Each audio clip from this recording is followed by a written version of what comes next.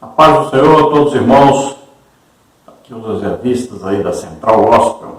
Deus abençoe, irmãos da EDVEC.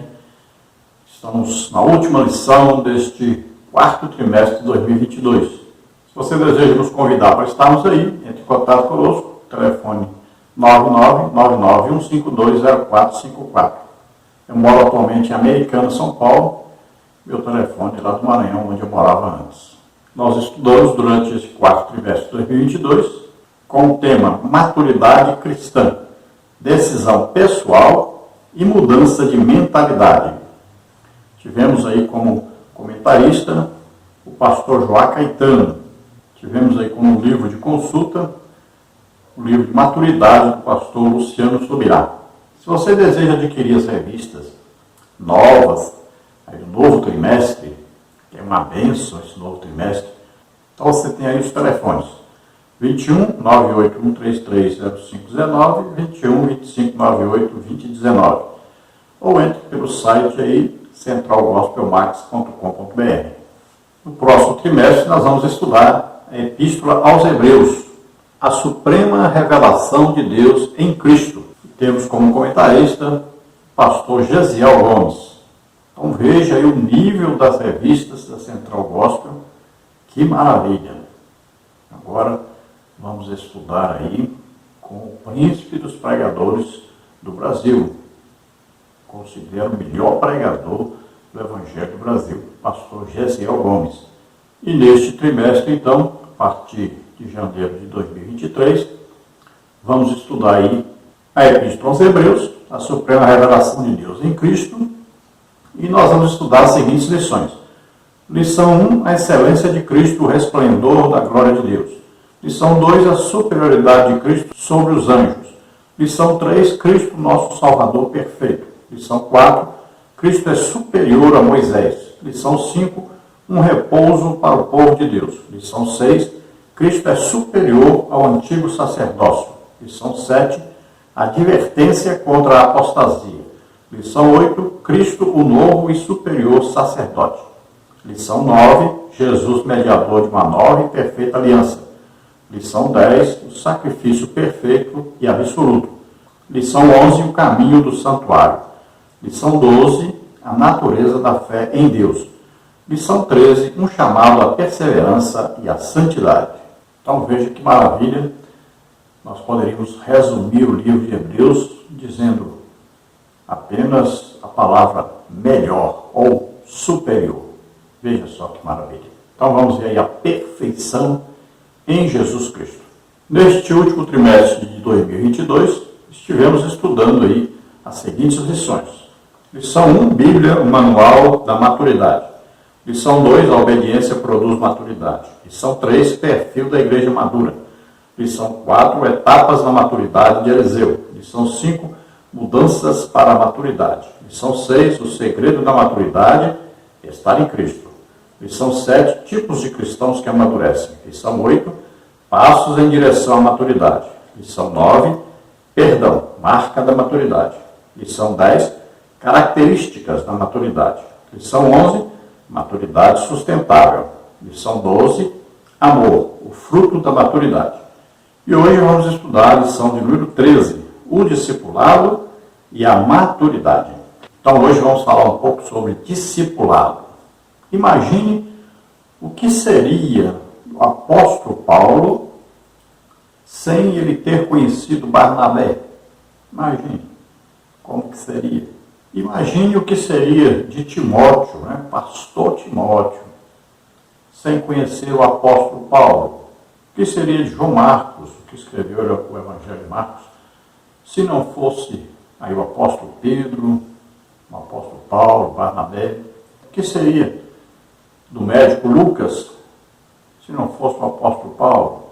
Enfim, o que seria dos discípulos? O que seria da igreja, se eles não tivessem conhecido pessoalmente a Jesus Cristo? Vamos ver o texto bíblico básico, que está em Mateus 4, 18 a 22, em João 8, 31 32 e em João 13, 34 a 35.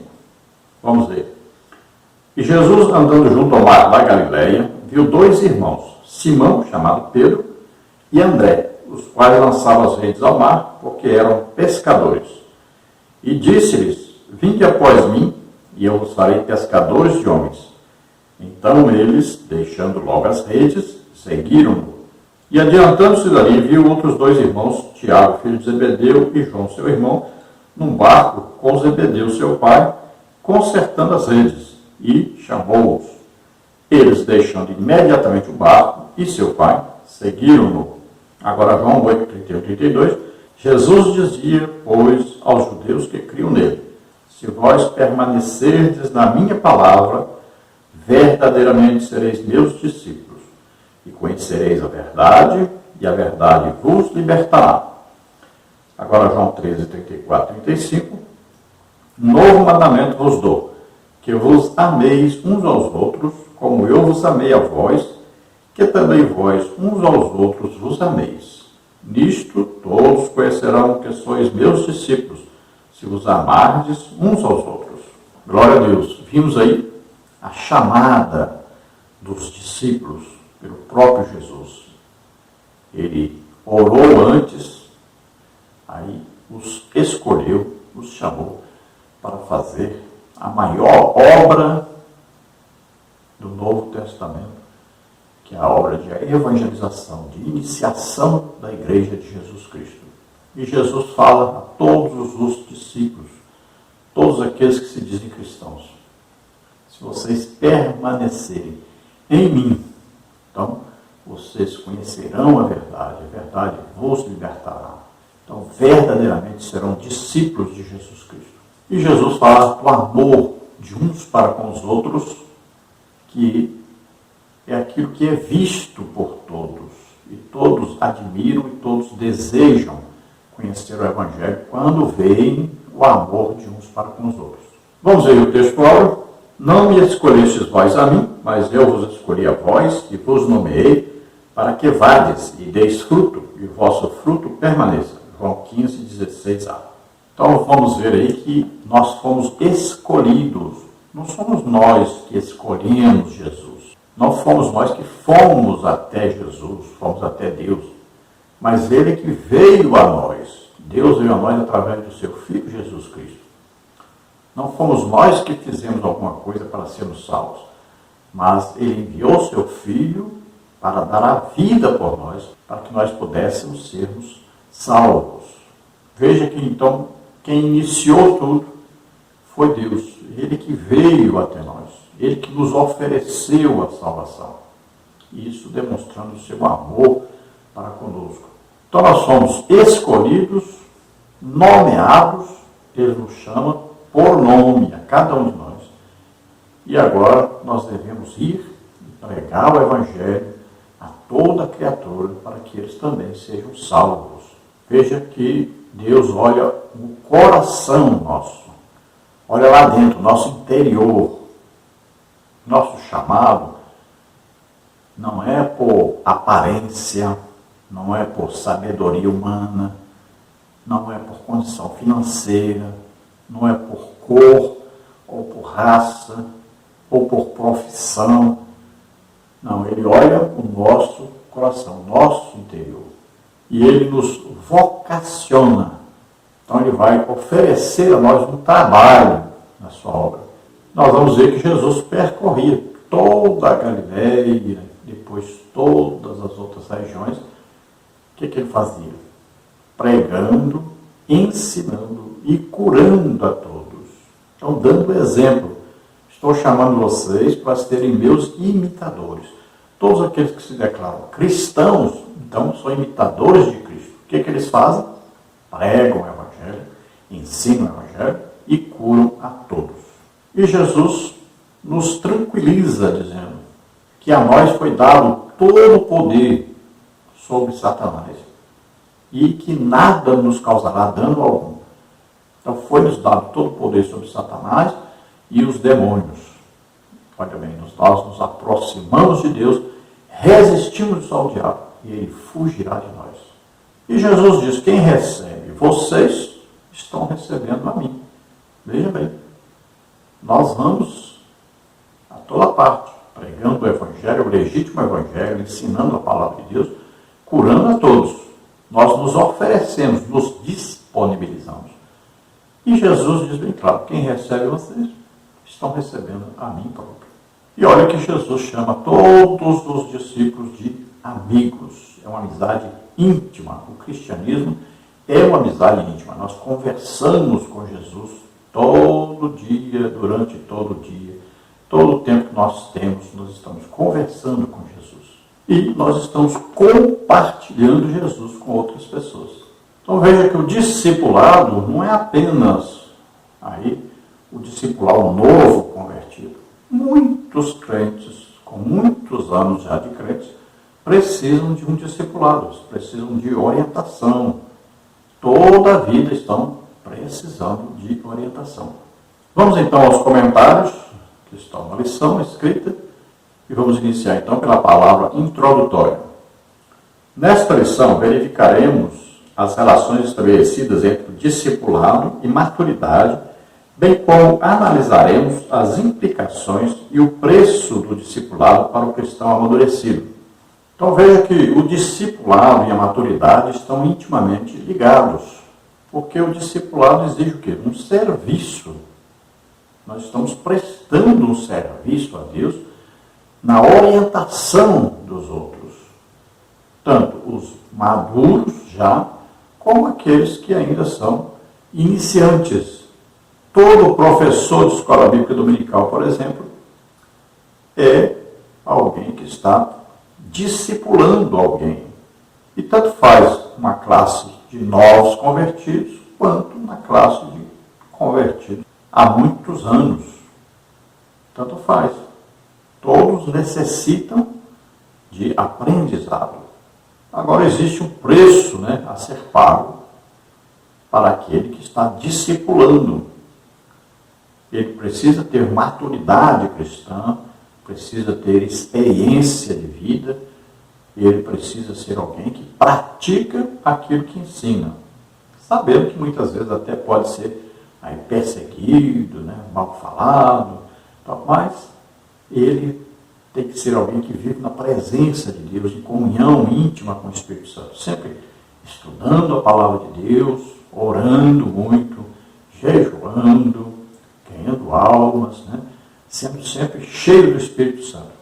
Vamos aí no tópico 1, relações estabelecidas entre discipulado e maturidade. Muito se fala nos arraiais evangélicos sobre o chamado de Deus. De modo geral, a cristandade entende que esse chamado está diretamente relacionado às atividades exercidas na e para a instituição chamada igreja.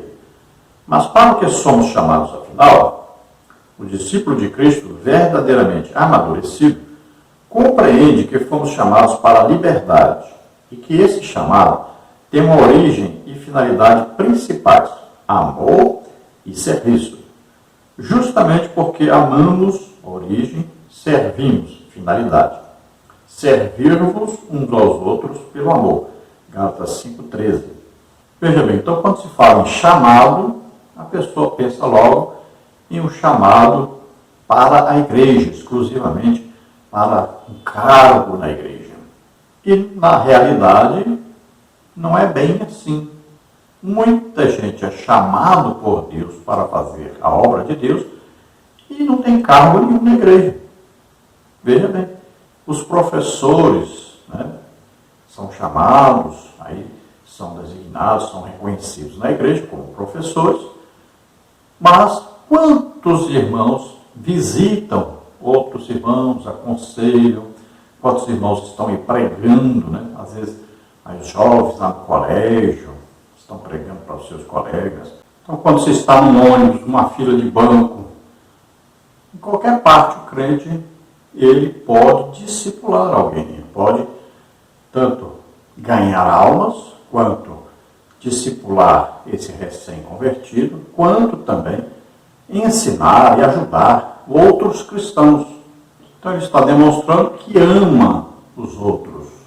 E quem ama, presta um serviço, Ele é servo, ele está ali para ajudar os outros.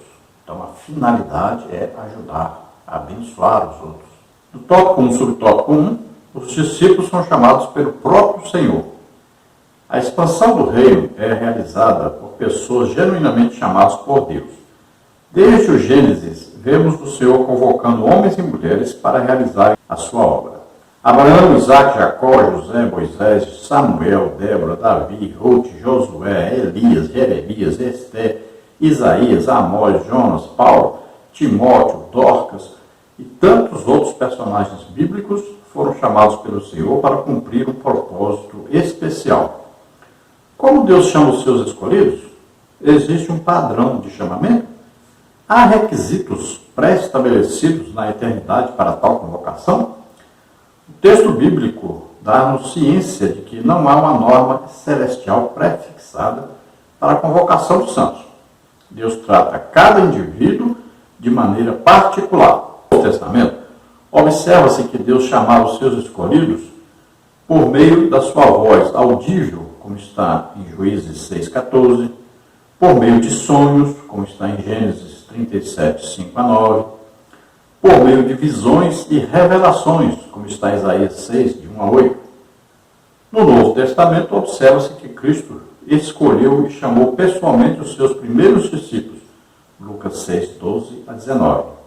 Hoje, Deus chama a igreja por intermédio da sua palavra e do seu Filho, havendo Deus antigamente falado muitas vezes e de muitas maneiras aos pais pelos profetas, a nós falamos desses últimos dias pelo Filho, Hebreus 1, 1 e 2, para servi-lo do seu semelhante. Quando o fizestes a um destes meus pequeninos irmãos, a mim o fizestes. Mateus 25, 35, 45.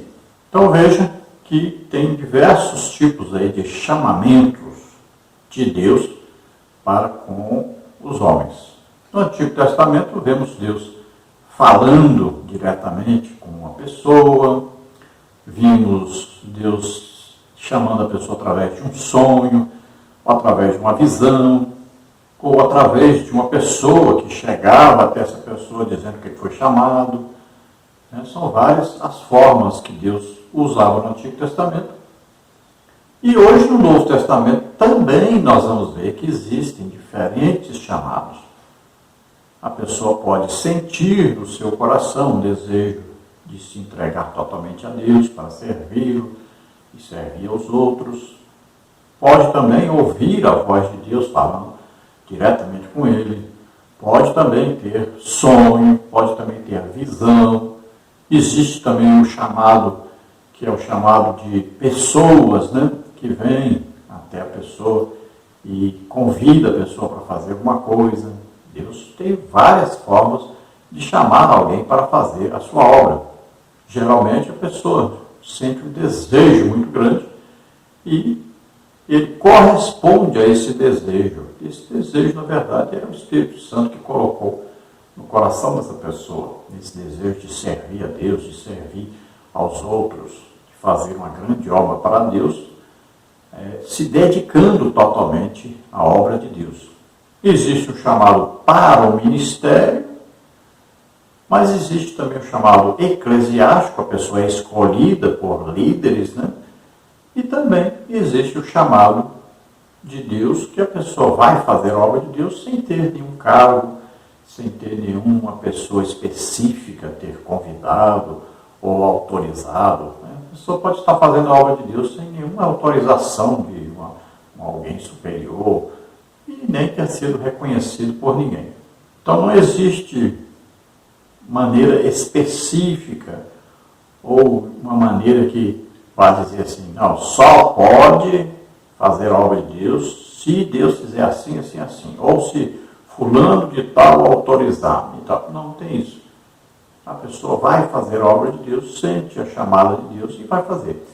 As pessoas que são escolhidas para o ministério, ou escolhidas aí eclesiasticamente por pessoas, por líderes, essas pessoas já são escolhidas porque Deus já escolheu e a pessoa já está fazendo a obra de Deus.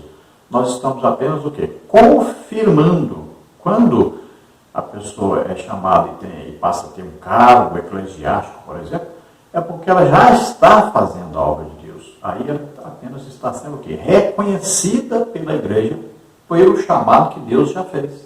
Então Deus chamou, capacitou, a pessoa já está fazendo a obra de Deus E aí a igreja descobre isso, vê isso, e então vai autenticar isso, vai chamar para o ministério ou para um cargo na igreja, um cargo eclesiástico. Vamos ver o tópico 1, subtópico 1 e o subtópico 1. O chamado divino para a igreja é supranatural? No Antigo Testamento, lemos a história de Samuel. O autor sagrado faz-nos saber que Deus chamou o menino para uma obra específica por, pelo menos, 3 vezes. 1 Samuel 3, 1 a 11. Como mencionado anteriormente, o Senhor Eterno, em sua gloriosa soberania, escolhe de si e em si a maneira de dirigir aos seus filhos a sua convocação. Entretanto, mesmo que o chamado divino não chegue aos nossos ouvidos de maneira audível, a história de Samuel ensina-nos, sobretudo, que não há tempo pré-determinado para que este ocorra. Ele pode acontecer tanto no princípio de nossos dias, quanto no ocaso da nossa existência. Então veja que esse chamado, olha só, Deus escolhe uma pessoa e, como fez com Samuel, ele chamou. Então veja que Deus chamou Samuel uma vez, ele se levantou, foi até Eli, o sumo sacerdote disse: eu não te chamei, volte a dormir. Depois, de novo, Samuel ouviu a voz de Deus, se levantou pensando que era o sumo sacerdote Eli, foi até ele e disse: não te chamei, volte a dormir. Terceira vez Deus o chamou e ele foi novamente ao sumo sacerdote Eli. Aí o sumo sacerdote Eli percebeu que era então Deus chamando o menino. Então disse para Samuel: se você ouvir novamente a voz te chamando, aí você vai dizer: fala, Senhor, que o teu servo ouve. Então, quantas vezes Deus chamou Samuel? 4 vezes. Né?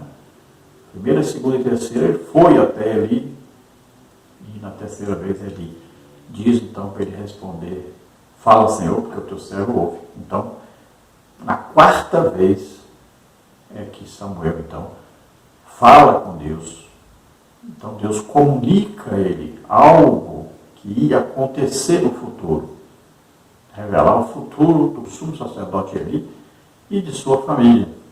Então veja que para ser profeta, Deus chamou e já deu uma palavra revelando o futuro.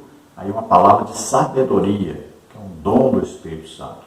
Então quando Deus chama para uma determinada coisa, um determinado ministério, ele já capacita a pessoa para exercer esse trabalho nesse ministério. Então a pessoa já sabe. E também é percebido por todos. A igreja já percebe que aquela pessoa tem um chamado para aquela determinada coisa. Agora, isso é um chamado para o ministério. Aí existem os outros chamados, né, que a pessoa vai fazer a obra de Deus.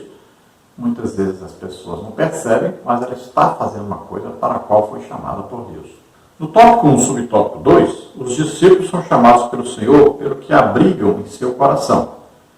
Quando o Senhor ordenou que Samuel ungisse um dos filhos de Jessé, rei sobre Israel, o profeta provavelmente ficou muito impressionado com a figura de Eliabe, tanto que pensou: certamente está perante o Senhor o seu ungido.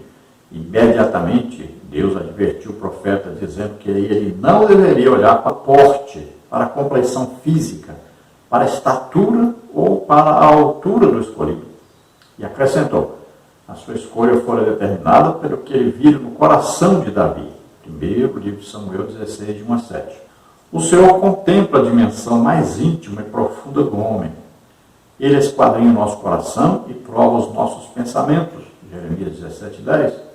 Mas quais sentimentos acolhidos no coração do servo chamam a atenção dos olhos divinos? Que tipo de coração Deus escolhe? Com Davi, aprendemos que os homens escolhidos por Deus para uma missão especial respeitam a autoridade divina, sujeitam-se à sua vontade, são verdadeiros adoradores, têm um coração grato, possuem uma fé inabalável, têm profundo amor por sua palavra, revelam coragem e valentia e temem o seu nome. Agora vemos então, quando Deus manda o profeta Samuel até a casa de Jessé, e Jessé ali tem então 8 filhos, né? Ali, quando Samuel vê o filho mais velho de Jessé, o Eliabe, ali um homem alto, né, boa estatura, boa aparência física.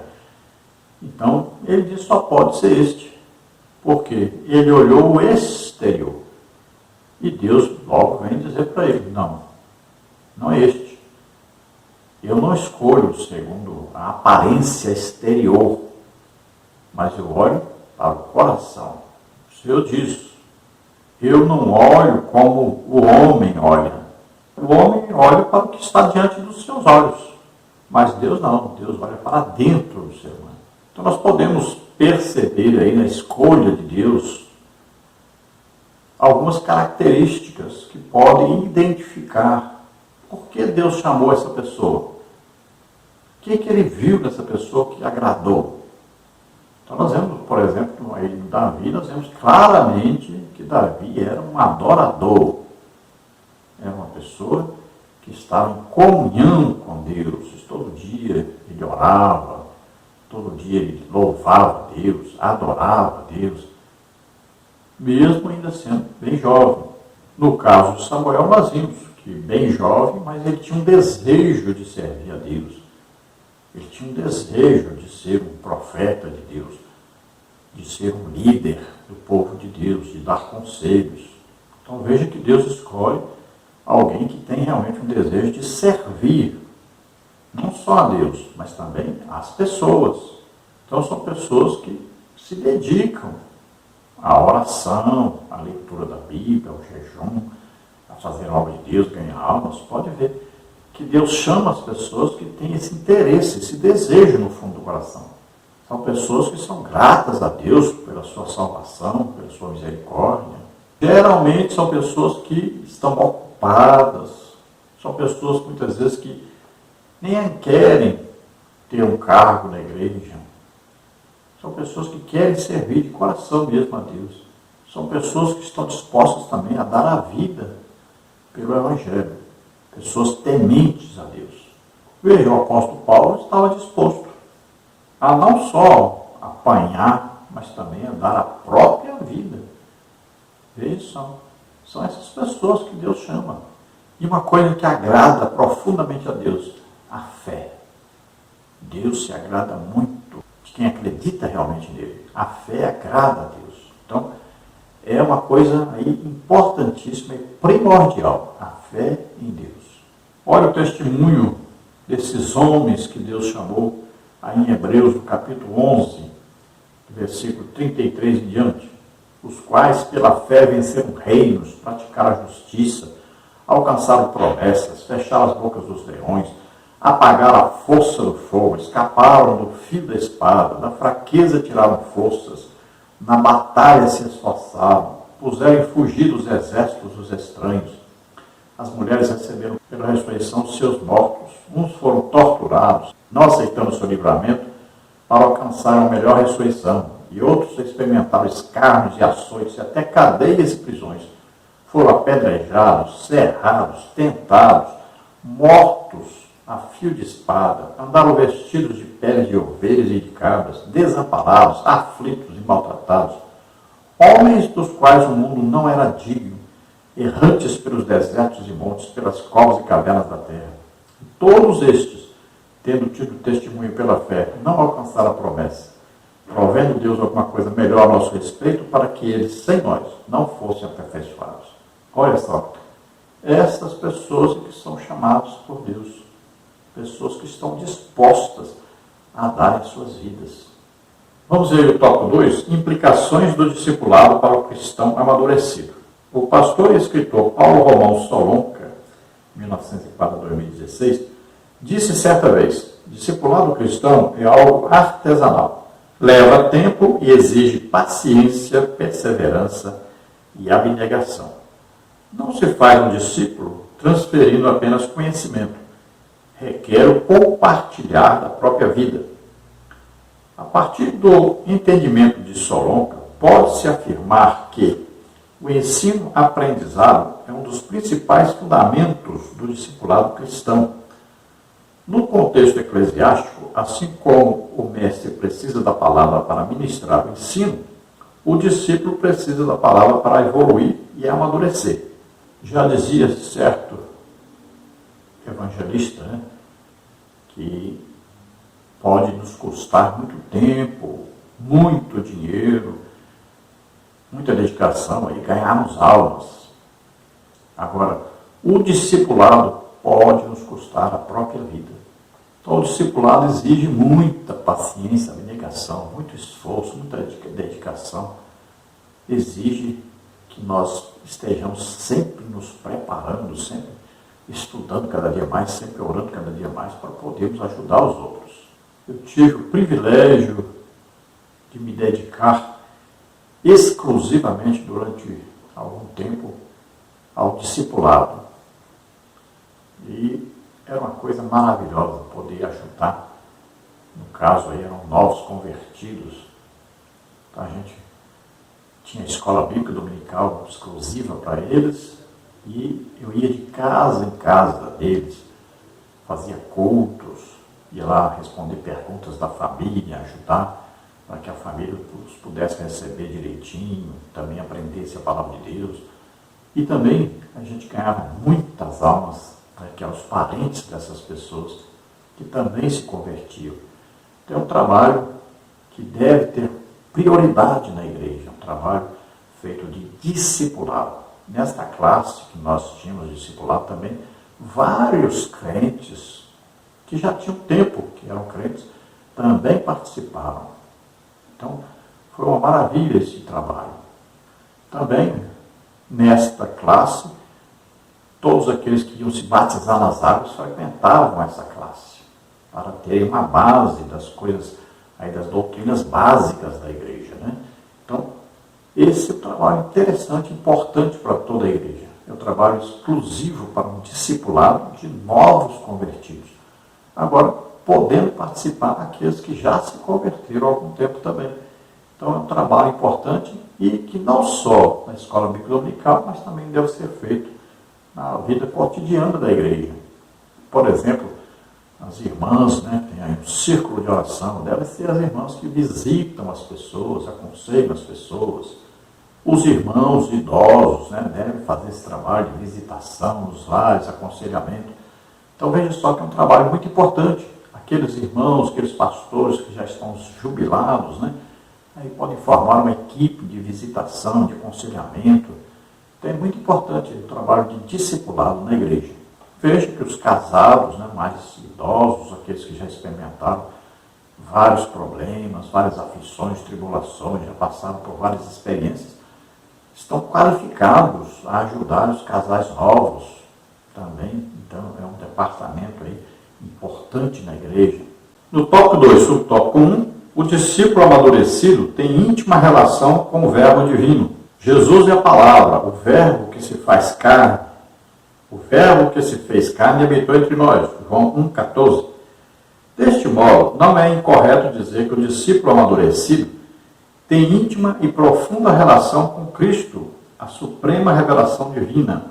O verdadeiro discípulo segue o Mestre, Mateus 8,22, abre os ouvidos às suas instruções, Mateus 13,6, aprende dele, e não de outra fonte qualquer, Mateus 11,29, toma sobre si o seu jugo, Mateus 11,29, pratica sua vontade, João 9,31, permanece em seu caminho, João 15,4, e busca dia a dia parecer-se com ele, 1 Coríntios 11,1. Então veja, deve haver uma identificação daquele que discipula com Jesus Cristo. Nós estamos discipulando, falando de quem? De Jesus Cristo. Estamos ensinando sobre Jesus Cristo, estamos pregando sobre Jesus Cristo, estamos ministrando aí cura, libertação, em nome de Jesus Cristo. Então veja, aí precisamos sempre apresentar Jesus Cristo às pessoas. Então nós seguimos Jesus, olhamos para Jesus, o autor e consumador da nossa fé. Jesus disse, sem mim nada podeis fazer. Nós abrimos os nossos ouvidos, os nossos corações, para ouvirmos Jesus nos orientar. Nós nos colocamos à disposição de Jesus. Temos que ter comunhão, intimidade com Jesus, na oração, no estudo da Bíblia, nos jejuns, sempre buscando conhecer mais Jesus para compartilharmos Jesus com as pessoas. Então devemos fazer a vontade de Jesus, permanecermos no caminho que é o próprio Jesus, na verdade que é o próprio Jesus, na vida que é o próprio Jesus. Então Ele é que nos dá a vida espiritual. É Ele que nos concede viver em comunhão com Deus. Nós temos então que nos parecer com Ele. Veja só, por que somos chamados cristãos? Porque imitamos a Jesus Cristo. O que Jesus fazia? Pregava, ensinava e curava todos. Então vamos imitar Jesus. Vamos aprender de Jesus e com Jesus. Tudo que nós tivermos dúvida na Bíblia, nós vamos procurar o que Jesus falou sobre isso. O que Jesus ensinou sobre isso. Isto é a verdade. E isto é o que a Bíblia quer dizer. Tópico 2, o discípulo amadurecido dá fruto. Jesus disse que ele é a videira verdadeira e o fruto a que ele faz referência em João 15, 1, 2 é, em última análise, a expressão máxima da essência dessa árvore. Portanto, neste contexto, dar fruto implica reproduzir o ser de Cristo no sentir e fazer cotidianos. Se cada fruto carrega em si muitas sementes, o discípulo de Jesus tem essencialmente a capacidade de multiplicar infinitas vezes a substância de seu mestre. Fruto deste modo é uma produção absolutamente natural que se expressa no indivíduo que está ligado àquele que lhe imprime vida. Videiras produzem uvas, assim é. Então nós temos que produzir de acordo com a árvore a que estamos ligados. Não é? Se nós estamos ligados a Jesus Cristo, nós temos que reproduzir a vida de Jesus Cristo. Somos o resultado da ação de Jesus Cristo em nossa vida. Então nós vamos nos submetendo a Jesus, vamos estudando a Bíblia, vamos conhecendo cada dia mais a Jesus, vamos falando com Jesus, conversando com Jesus em oração. Então nós vamos aprendendo sempre de Jesus. Ele diz, aprendei de mim. Olha aí. Então nós vamos aprender sempre de Jesus. E vamos então colocar em prática esta vida de Jesus em nós. Não pode aí de repente a macieira produzir abóbora. Não tem como. Né? Então a árvore vai produzir de acordo com a sua semente. Então a semente é Jesus Cristo. E Jesus disse, olha, se a semente de trigo caída na terra não morrer, ficará só. Mas se morrer, gera muitos frutos.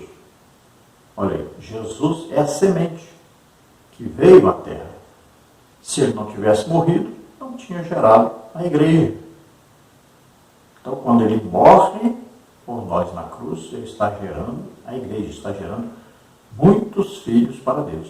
Assim somos nós. Nós também damos a vida pelos outros. Jesus deu a vida por nós, nós devemos dar a vida uns pelos outros. No tópico 2, subtópico 1, deem frutos enquanto caminham. Não se deve confundir o ato de dar fruto com a mera participação em atividades eclesiásticas ou com a prática de um sistema religioso. O discípulo está ligado à instituição igreja, mas seu foco principal é a pessoa de Cristo. A pessoa do Filho de Deus é a sua razão de viver e sua fonte de vida e subsistência. Em Mateus 28, 19, no original grego, orotentes, não se vê o imperativo ide, mas um verbo conjugado no particípio. Na tradução para o português, o equivalente ideal para o particípio seria a conjugação do verbo ir no gerúndio, isto é, indo, indicando movimento contínuo. Portanto, o mais importante é desenvolver o caráter de Cristo e aprender a descansar aos seus pés, como está em Lucas 10, 41 e 42. A produção de frutos é algo tão natural para o discípulo quanto o fato de respirar para continuar vivendo. Por isso, no caminho, enquanto você estiver andando, ou indo, conforme Mateus 28, 19, frutifique, faça discípulos, conforme Mateus 28, 19, na NVI. Em liberdade, Gálatas 5:1, e em paz, Colossenses 3:15. Então nós devemos estar em tão íntima comunhão com Cristo que será natural em nossa vida imitarmos a Cristo no nosso viver cotidiano, no nosso discipulado, na nossa maturidade cristã, na nossa vida toda. Então nós vamos produzir, será natural produzir aquilo que Jesus produzia. Ou seja, salvação das pessoas, libertação das pessoas, cura das pessoas. Olha, é natural, normal. Se nós estamos unidos a Cristo, nós vamos produzir o que Cristo produz, porque Ele está em nós produzindo isso. No tópico 3, o preço do discipulado para o cristão amadurecido. Jesus dizia a todos: se alguém quer vir após mim, negue-se a si mesmo e tome cada dia a sua cruz e siga-me. Lucas 9:23. Ninguém é obrigado a ser discípulo de Cristo. O convite é para aquele que quiser, se alguém quer. Porém, quando a pessoa voluntariamente decide segui-lo, ingressando no discipulado, ela assume que há um custo envolvido nessa decisão. Reconhecer que há uma cruz individual a ser carregada até o fim dos seus dias, esse é o preço que o discípulo de Cristo aceita pagar. Talvez, se alguém quiser, não é obrigado. Negue-se a si mesmo quer dizer que nós vamos muitas vezes deixar até de fazer coisas que são legítimas, normais. Mas nós vamos deixar de fazer porque nós temos que dedicar maior tempo à obra de Deus, à comunhão com Deus, à vida de intimidade com Deus. Então ele diz: tome cada dia a sua cruz, quer dizer que vai ser um sacrifício. Muitas vezes vai ter que ser um sacrifício mesmo. Vamos ter que nos sacrificar. E ele diz, fazendo então isso: então siga-me. Se você está disposto a fazer isso, então siga-me. Então tem um preço a ser pago se você deseja realmente trabalhar no discipulado, no amadurecimento cristão. No tópico 3, o tópico 1, carregar a cruz implica o sacrifício do ego. A cruz de Cristo é símbolo do sacrifício. Parafraseando o bispo Hipólito de Roma, ela custou o preço do plantio da árvore da vida no Monte Calvário. Portanto, quando o discípulo aceita a sua cruz, ele assume o compromisso de negar as suas vontades e as suas ambições por amor àquele que não só carregou madeiro, mas nele padeceu. O grande evangelista Billy Graham, de 1918 a 2018, disse certa vez: a salvação é gratuita, mas o discipulado custa tudo o que temos. Jesus, homem, poderia ter negado a sua cruz, mas ele decidiu negar as exigências do seu eu, Lucas 22:42. De igual modo, todo aquele que decide trilhar a senda do Evangelho compreende que precisa todo dia renunciar àquilo que não faz expandir o reino dos céus. Então veja, tomar a cruz significa aí então um sacrifício.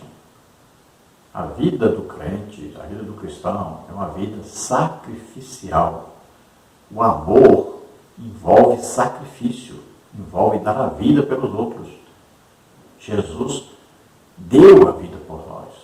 Olha, não há manifestação de Deus. Guarde isso na sua memória. Escreva isso aí, não esqueça não. Não há manifestação de Deus. Não há presença de Deus sem sacrifício. Ah, mas o sacrifício Jesus já fez. Jesus fez o sacrifício por nós, pelos nossos pecados, para a nossa salvação. Não quer dizer que você agora não precisa fazer sacrifício. Olha, não existe, estou lhe dizendo e afirmando, não existe manifestação de Deus, não existe presença de Deus sem sacrifício. Então aprenda isso. Comece aí com o jejum, que é muito importante. Treine isso, treine o seu corpo no jejum, na oração, no estudo da Bíblia, na dedicação, a comunhão com Deus. Jesus disse: olha, entra para o teu quarto, fecha a porta, fala com teu Pai secreto, Ele vai te recompensar publicamente. Muitas vezes vai ser um sacrifício, vai ser difícil, mas insista, persevere, busque o Senhor. Não há nada mais importante, não há nada melhor do que a presença poderosa de Deus conosco. Então, muitas vezes o discipulado pode lhe custar tudo. Veja, eu deixei um emprego de 10 salários mínimos, me entreguei totalmente a Deus, nunca mais procurei emprego. Eu vivo exclusivamente na dependência de Deus. Ele que cuida de mim. Quando tenho que pagar uma conta, alguém envia lá um dinheiro na minha conta e eu pago. E eu vivo assim, 6 anos, totalmente na dependência de Deus. Exclusivamente na dependência de Deus. Então, muitas vezes pode lhe custar tudo que você tem, tudo que você é. Pode lhe custar até a sua reputação. Veja, olha os homens de Deus, olha os profetas. Todos foram perseguidos, odiados. Olha o apóstolo Paulo. Então, exige muito. Você deve se entregar totalmente a Deus, estar disposto a passar por tudo o que vier, porque vale a pena. Jesus está voltando para nos buscar. Então, renuncie aquilo que não vai melhorar em nada o reino de Deus. Você não vai crescer nada com isso. Largue isso para lá, deixa isso para lá. As coisas importantes realmente são as coisas espirituais. Deseje as coisas de cima, as coisas espirituais. No tópico 3, subtópico 2, carregar a cruz é aprender a lidar com as adversidades da vida. Não importa as agruras que os discípulos estejam enfrentando no dia chamado hoje, a mensagem de Cristo permanece a mesma. Temos dito isso para que em mim tenhais paz. No mundo tereis aflições, mas tende bom ânimo. Eu venci o mundo. João 16:33. No mundo teremos enfermidades de todo tipo, cânceres, paraplegias, paralisias, etc. No mundo enfrentaremos perdas de toda natureza, pessoas, posições ou bens. No mundo facearemos dores emocionais de toda sorte, rejeições, depressões, tristezas. No mundo teremos aflições comuns a todos os homens. Não se pode escapar dessa realidade. O mal a ninguém isenta. O discípulo amadurecido compreende que a única maneira de atravessar os dias, bons ou maus, que lhe foram reservados para essa temporalidade, é fincando sua esperança na rocha eterna, o Rei da Paz. Deixo-vos a paz, a minha paz eu vos dou, não vou a dor como o mundo a dá. Não se turbe o vosso coração, nem se atemorize, João 14:27. Tenhamos, pois, bom ânimo, pois nosso Mestre e Senhor venceu todas as dores que vivenciou. Paulo, que foi encarcerado, açoitado e exposto à morte repetidas vezes, recebeu inúmeros açoites, foi golpeado com varas e pedras, sofreu naufrágio por 3 vezes, passou a noite e um dia exposto à fúria do mar, viajou de um lado para o outro para anunciar o Evangelho da Paz, enfrentou perigos de assaltantes, dos compatriotas, dos gentios, da cidade, do deserto, na cidade, no deserto, no mar, dos falsos irmãos. Trabalhou incansavelmente sem dormir, passou fome e sede, ficou em jejum, suportou frio e nudez, sofreu pressão interior, preocupando-se com todas as igrejas, 2 Coríntios 11:23-28. Parecia ter uma única certeza: as aflições desse tempo presente não são para comparar com a glória que em nós há de ser revelada. Romanos 8:18. Então vejam, Jesus não nos prometeu um mar de rosas, não nos prometeu que nunca ficaríamos doentes, que nunca teríamos problemas financeiros, ou problemas emocionais, ou problemas familiares, e outros problemas, e várias doenças e enfermidades. Ele não nos prometeu isso. Agora, se nós estivermos em Cristo, nós vamos passar por tudo isso, quase sem perceber que passamos por isso. Porque quando nós estamos em comunhão com Cristo, tudo fica fácil, simples. As dores e os sofrimentos são passageiros. De repente brota a justiça, de repente brota a cura, brota o milagre, brota a solução. Tudo se torna mais fácil, mais simples. Veja a vida do apóstolo Paulo. Ele imitava Jesus em tudo, até nos sofrimentos. Olha aí, nas perseguições, fome, jejum, cadeia, açoites. Ele passava por tudo, imitando Jesus. Tudo porque queria um lugar com Jesus no céu para sempre. E assim nós temos que viver a nossa vida. Não importa o que vier, não importa o que falarem, não importa a perseguição dos crentes, dos descrentes, né, dos falsos irmãos, não importa nada. Não importa se vem doença, se vem enfermidade, se vem pobreza, se vem tristeza ou angústia, não importa. Importa é estarmos com Cristo e em Cristo. O que importa é isso. A graça custe de virar, mas tu verete, a grande revelar, mas por fartar, me disserei.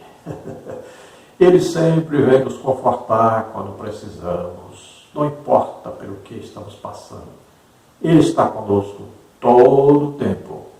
Ele diz, eu não te deixarei, eu não te desampararei. Glória a Deus, aleluia. Vamos à conclusão da lição. Jesus enfatizou a marca mais sublime, o emblema, o sinal, a característica maior do verdadeiro discípulo, que é o amor. Disto todos conhecerão que sois meus discípulos, se vos amardes uns aos outros. João 13:35. O dom mais excelente, o amor, é a essência do Criador. 1 João 4:8. Foi por amor que ele deu seu Filho unigênito, para que todo aquele que nele crê não pereça, mas tenha vida eterna. João 3,16. É por amor que ele continua manifestando sua benignidade, bondade, misericórdia e salvação a nós todos os dias. Portanto, como discípulos maduros, não deixemos de anunciar a boa nova de salvação por meio de ações e palavras amorosas cotidianamente. Então, tudo se resume nesta palavra, amor, que para nós é um sentimento, mas na verdade é muito mais do que isso. É espiritual. Não está no sentimento que vem da alma, mas está no espírito, porque vem de Deus. Esse amor imensurável, incompreendido. Esse amor que nos constrange. Esse amor que Deus colocou em nosso coração. E nós amamos a Deus e amamos uns aos outros como a nós mesmos. O que importa é amor. Vamos amar. Vamos fazer tudo o que for possível para nós ajudarmos os nossos irmãos a, junto conosco, chegarmos ao dia do arrebatamento e estarmos com o Senhor para sempre. Vamos orar agora. Se você, ouvindo esta palavra, deseja entregar sua vida a Deus agora, aceitando a Jesus Cristo como único Salvador e Senhor, você crê que Jesus veio ao mundo como homem, viveu como homem, levou sobre ele nossos pecados, doenças e enfermidades. Morreu em nosso lugar na cruz, levando o castigo, o juízo que era para nós, e levou sobre ele. Mas ele venceu a morte, venceu o inferno, ele ressuscitou. Está à direita do Pai intercedendo por nós. Você crê nisso? Você é salvo agora. Se arrependa agora dos seus pecados. Creia, Jesus Cristo te salva agora. Se você está doente ou está enfermo, creia, Jesus te cura agora. Vamos orar. Pai, em nome de Jesus, te apresentamos essas vidas que se chegam a Ti, arrependidos dos seus pecados. Toma, Senhor, em Tuas mãos agora. Ó, Senhor, salva-os, perdoa-os agora totalmente. Em nome de Jesus, Pai, eu te peço. Escreve seus nomes no livro da vida. Concede a eles o Espírito Santo agora. Ai, erasta, de virar. Alegrare-me, confrastare-me, se alegre, porque confessa agora Jesus Cristo como único Salvador e Senhor e receba a salvação em nome de Jesus. Toda doença, toda enfermidade, solta essas vidas agora. Toca neles, Senhor, toca. Solta em nome de Jesus. Toda doença, toda enfermidade, sai agora em nome de Jesus. Toca neles, Senhor. Em nome de Jesus, cura, Senhor. Oh, Jesus, vem sobre eles, em nome de Jesus, eu te peço, Pai. Concede a eles agora a cura, o milagre, em nome de Jesus. Amém? Glória a Deus, a paz do Senhor a todos os irmãos. Um feliz aí, ano novo. Deus abençoe a todos. Lembre-se de adquirir a revista nova para nós estudarmos no próximo trimestre aí.